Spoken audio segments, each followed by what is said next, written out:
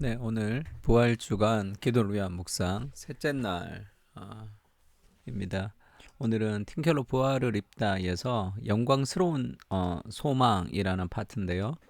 이 부활을 통해서 우리가 이제 하나님의 영광을 회복했는데 이런 문장이 있습니다. 예수님의 부활은 현재의 미래를 들여올 뿐 아니라 미래의 현존일 뿐 아니라 이 땅에 천국을 가져온다. 하나님 나라를 이 땅에 가져온다는 거죠. 그리하여 인간을 하나님의 영광과 재결합시킨다 이렇게 얘기했습니다. 그래서 부활을 통해서 우리에게 확인하는 것은 하나님의 영광, 마지막 날에 볼 하나님의 그 거룩한 영광을 지금 여기서 우리가 맛보며 살아갈 수 있다는 거죠. 에덴 동산에서 하나님의 영광 가운데 교제하며 살았지만 죄로 인해서 에덴 동산에서 인간이 쫓겨나죠. 하나님의 임재로부터, 하나님의 임재, 하나님의 영광으로부터 멀어지는 것을 이야기합니다. 그래서 구약에도 모세가 하나님을 그렇게 그 얼굴과 얼굴을 맞대면서 그렇게 하나님을 만났던 모세지만 하나님이 모세에게 원하건대 주의 영광을 내게 보여주십시오 이렇게 얘기할 때 하나님이 그 영광으로 그 앞을 지나가시면서 여호와로다 그런 노하기를 더디하시며 인자와 자비가 무궁한 하나님이시도록 하면서 모세 앞을 지나가지만 손으로 모세를 가리고 모세가 하나님의 등을 보았다 이렇게 이제 성경은 표현합니다. 하나님이 등이 있는 것은 아니지만 모세가 하나님의 영광을 보았지만 그것은 반쪽 영광, 그러니까 완전한 영광, 제대로 된 영광으로 볼 수 없다는 거죠, 구약 시대에. 근데 지금 신약에 와서 말씀이 육신이 되어서 우리 가운데 거하셨는데 예수 그리스도가 이 땅에 오셨는데 우리가 그의 영광, 하나님의 영광을 봅니다. 아버지 독생자의 영광이요 은혜와 진리가 충만했다는 그 하나님의 영광, 그 은혜와 진리를 우리가 볼 수 있는 시대. 그 예수 그리스도를 통해서 우리에게 하나님의 영광을 우리 그 회복된 에덴으로부터 닫혀 있었던 그 영광이 회복되는 것이 부활의 어떤 하나의 또 특징이기도 하죠. 그래서 세 가지를 얘기하는데 첫 번째는 개인의 삶에 하나님의 영광을 충만하게 하는 거, 영광을 비추는 거죠. 그럼 우리 은혜와 진리를 우리가 어디서 알 수 있느냐? 하나님의 말씀을 통해서 알 수 있죠. 하나님 말씀을 읽고 기도하며 하나님 그 성경을 통해서 우리는 하나님의 그 은혜와 진리, 그 하나님의로부터 나오는 그 영광을 우리가 이제 경험할 수 있습니다. 고린도후서 4장 6절에는 어두운데 빛이라 말씀하시던 그 하나님께서 예수 그리스도 얼굴에 있는 하나님의 영광을 아는 빛을 우리 마음에 비추셨도다. 이게 창조를 얘기하는 거죠. 어두운 빛이라 이렇게 얘기했던 그 창조의 하나님이 지금 어두움 가운데 있었던 우리에게 그리스도를 통해서 하나님의 영광을 아는 빛을 우리 마음에 비추시는 거죠. 그래서 우리가 구원받은 우리가 그리스도의 부활을 통해서 함께 연합된 우리가 하나님의 말씀과 기도를 통해서 우리는 개인의 삶에 그 하나님의 영광, 그 은혜와 진리, 그 하나님의 성품의 아름다움을 우리가 경험하고 맛볼 수 있습니다. 하나님의 사랑을 깊이 느낄 수 있는 거죠. 그것이 우리 개인의 삶에 하나님의 영광을 비추는 거예요. 그때 우리 가정에 하나님의 영광이 비춰지는 거죠. 내가 하나님의 영광을 맛보고 하나님의 성품 안에 있는 하나님의 영광, 그 하나님의 은혜를 깊이 우리가 경험하면 그렇게 닮아가고 싶단 말이에요. 그럼 우리의 삶의 관계성 안에서 그 은혜와 진리와 사랑이 흘러나오게 되는 거죠. 그래서 개인의 삶에 하나님의 영광을 비추게 되는 모세가 그렇게 보고 싶었던 하나님의 영광을 우리가 지금도 맛보고 누릴 수 있는 시대, 그것이 하나님의 말씀을 읽고 기도하는 개인의 삶에서 누리는 하나님의 영광입니다. 이것이 필요하죠. 그것이 우리 가정으로 흘러갈 수 있도록. 그래서 그 고백록에 보면 어거스틴이 그렇게 얘기하죠. 하나님 안에서 안식을 얻을 때까지 우리의 마음은 쉴 수가 없습니다. 그러니까 정말 자기 삶의 여러 가지 쉼을 다 누려봤고 육체적인 쉼, 정서적인 쉼 다 누려봤지만 그것은 참된 안식이 아니었다는 거죠.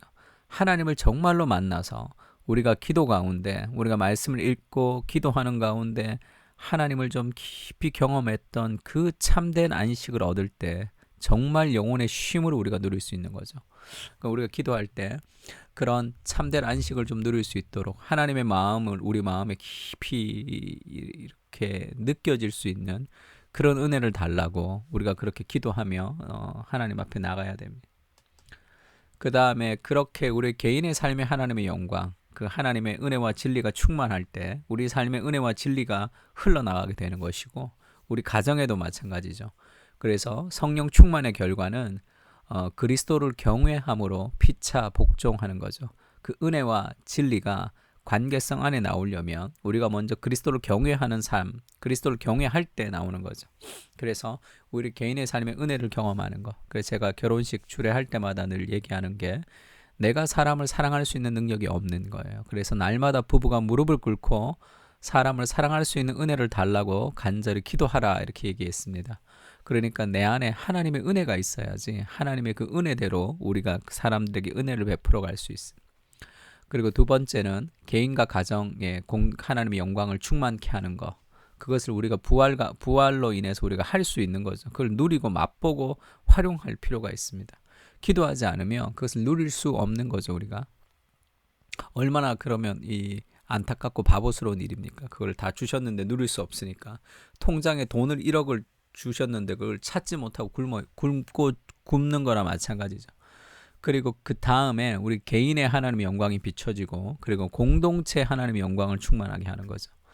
그러나 우리의 시민권은 하늘에 있는지라 거기로부터 구원하는 자 곧 주 예수 그리스도를 기다리로니 할 때 나의 시민권은 하늘에 있다 그러지 않고 우리의 시민권이라 그러죠. 우리. 그리고 그 하나님이 이 땅에 오셨을 때 예수님이 이 땅에 오셨을 때도 그걸 임마누엘이라 그러죠. 그것은 하나님이 나와 함께 하신다가 아니라 하나님이 우리와 함께 하신다는 거죠. 우리의 공동체가 하나님의 영광을 충만케 해야 됩니다. 베드로전서에는 너희는 택하신 족속이요 왕같은 제사장들이요 거룩한 나라요 하나님의 소유된 백성이니 그래서 우리가 그 공동체를 통해서 아름다운 덕을 세상 가운데 알려야 됩니다. 그럼 스틴켈러가 예를 하나 들었는데 교회는 이 교회의 공동체는 이 카운트 컬처 처치가 돼야 돼요. 카운트 컬처라는 것은 반문화적인 공동체죠.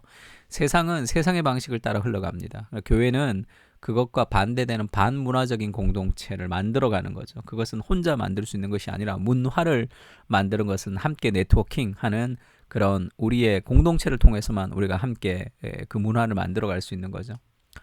그러면서 이 스위스 라브리를 얘기해요. 라브리가 이제 프란시 셰퍼, 에드 셰퍼라는 이 두 부부가 만든 그 공동체인데 산속에 알프스 있는 산속에 저런 오두막집 좋은 집을 만들어 놓고 처음에는 자기 딸 대학교 다니는 자기 딸 친구들을 잘 먹였으니까 예수님을 믿는 가정에서 잘 먹이고 그 다음에 쉬게 하면서 그들과 대화를 시작한 거죠. 그들의 삶의 고민들을.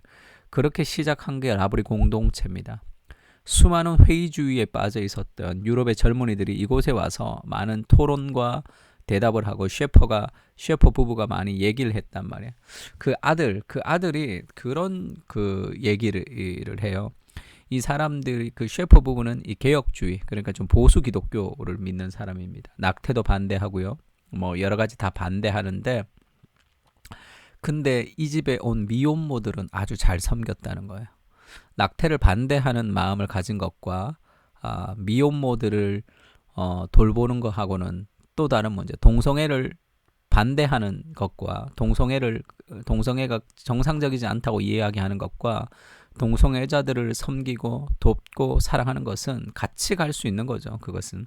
그래서 이곳에는 뭐 마약하는 사람도 있고 여러 가지 중독에 있는 사람도 있었고 그렇게 온갖 사람들. 그래서 아버지 어머니의 그 논리, 아버지 어머니와 대화할 때 아버지 어머니가 이렇게 하나하나를 이성적으로 논리적으로 설명했지만 그들의 그 논리에 설득되는 것이 아니라 그들의 사랑과 환대에 설득이 되어서 복음으로 들어왔던 많은 사람들이 있었다 이렇게 얘기했습니다. 그래서 그 아버지 어머니 그 가정이 뭐 돈이 바닥나는 거는 말할 것도 없고 사람들을 위해서 다 쓰니까 그 다음에 그 위협 굉장히 이렇게 폭력의 위협 같은 것도 많이 당했고 그리고 사람들이 이용하는 것도 많이 당했는데 사람들에게 이용당하는 것 자체를 두려워하지 않았다 이렇게 얘기했습니다.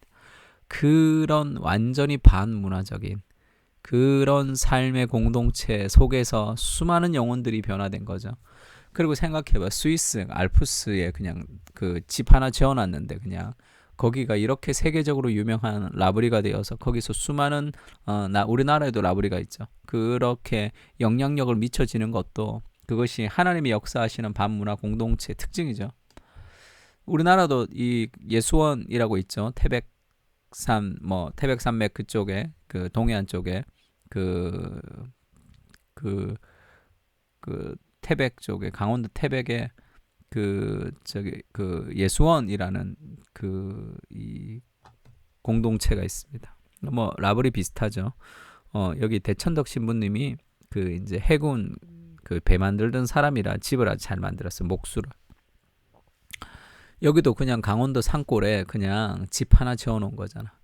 근데 우리나라 수많은 젊은이들이 그곳에 가서 많은 사람들이 거기서 쉼을 누리고 그리고 왔던 곳이죠. 그리고 대천덕 신부님이 쓴 책 중에 토지와 경제정의라는 헨리 조지 사상을 가지고 좀 성경적으로 풀었던 그런 토지 공개념이라는 것을 이야기하고 있습니다. 지금 많이 헨리 조지 사상과 대천덕 신부님의 사상이 많이 뜨죠. 왜냐하면 지금 부동산 문제가 아주 심각하니까.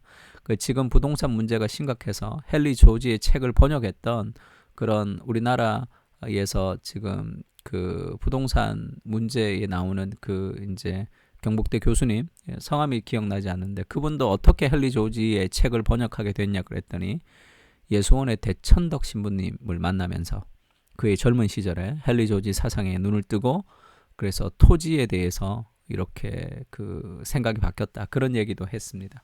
그러니까 그냥 한 사람이 그러니까 지금 뭐 우리가 지금 저런 공동체 우리가 모든 것을 다 버리는 저런 공동체를 우리 교회 안에서는 할 수 없지만 얘기하고 싶은 것이 한 사람이 그냥 산에 가서 집 한 채 지어놓은 거잖아. 근데 이게 어떻게 이렇게 영향력이 이렇게 크면서 그렇게 그의 한 사람의 사상이 그렇게 많이 이 사람들을 변화시켜 가는가. 그것이 그들이 추구했던 삶의 반문화적인 공동체죠. 그래서 내가 더 큰 역사, 크게 우리 공동체가 뭘 하겠다. 그런 것을 통해서 영향을 미치는 게 아니라 우리가 일상을 반문화적으로 살아가면 그것이 하나님 손에 아름답게 사용되는 거예요. 그래서 결국 세상에 하나님의 영광을 충만하게 하는 그리스도인이 되는 것입니다. 현대 사회 문제와 그리스도인의 책임이라는 존 스토트 책이 있어요. 그게 무슨 얘기를 하고 싶은 겁니까? 현대 사회의 문제는 그리스도인의 책임이라는 거지. 왜? 우리가 빛과 소금의 역할을 감당해야 되는 그런 부활의 그리스도를 믿는 하나님의 사람들이죠. 그래서 세상에 빛을 비춰야지만 어두운 세상이 밝아지는 것이니까. 그래서 현대 사회 문제를 우리가 어떻게 해결할 수 있을까? 우리가 세상을 위해서 기도하는 것이 필요하고요. 두 번째로 우리 일상의 삶에서 반문화적으로 살아가는 거예요. 성경의 가르침대로 우리 일상의 삶에 살아가면 그의 작은 우리의 삶을 통해서 하나님께서 일하시는 거죠. 그것이 이 부활한 이 우리가 살아가야 되는 삶의 방식이라고 생각합니다. 그 세 가지 기도 제목을 좀 나누고 싶은데 첫 번째는 말씀과 기도를 통해서 하나님의 영광을 내가 누리는 거, 내 안에 누리고 그 만족이 그 은혜가 은혜를 낳습니다. 그 만족이 만족을 낳는 거예요. 말씀과 기도를 통해서 하나님의 영광을 내 개인이 누리고 그것이 우리 가정으로 흘러갈 수 있도록 그래서 그 내 안에 누렸던 그 하나님의 영광이 그 하나님을 그 영광스러운 하나님의 은혜와 진리를 우리 가운데 맛보고 그 하나님을 닮아가고 싶어하는 거룩한 삶이 우리 가운데 드러나는 거죠. 그래서 내 안에 누리고 내 삶을 통해서 성화의 과정을 통해 거룩한 삶을 추구하고 그런 나의 일상의 거룩한 삶을 추구하는 말씀에 순종하는 삶이 반문화적인 삶이 되는 거죠. 그래서 개인과 가정과 공동체와 세상 가운데 하나님의 영광이 나타나게 되는 그러한 거룩한 삶의 방향이 완전히 바뀌는 그런 삶을 살아가는 것. 그것이 그리스도의 부활이 우리에게 주는 삶의 방향입니다. 그래서 우리는 죽어서 천국 가는 그것이 아니라 이 땅에서 시작된 하나님의 그 나라, 그것이 우리의 삶의 방향을 통해서 이루어지는 것이 부활이 우리에게 주는 또 다른 삶의 소명이라고 생각합니다. 같이 한번 기도합시다. 하나님, 말씀과 기도를 통해서 우리의 마음에 개인적으로 하나님의 영광을 비추어 주십시오. 그래서 우리가 간절히 소원하는 소원이 변화되어서 더욱더 거룩한 예수 그리스도를 닮아갈 수 있도록 주님 도와주시고 그 삶을 통해 반문화적인 삶을 통해 우리 가정과 우리의 직장과 우리의 공동체와 이 세상 속에 하나님의 나라를 심어가는 거룩한 삶의 방향을 따라 살아가는 소명자들이 될 수 있도록 은혜를 부어주십시오. 예수님의 이름으로 기도합니다. 자, 수고 많으셨습니다.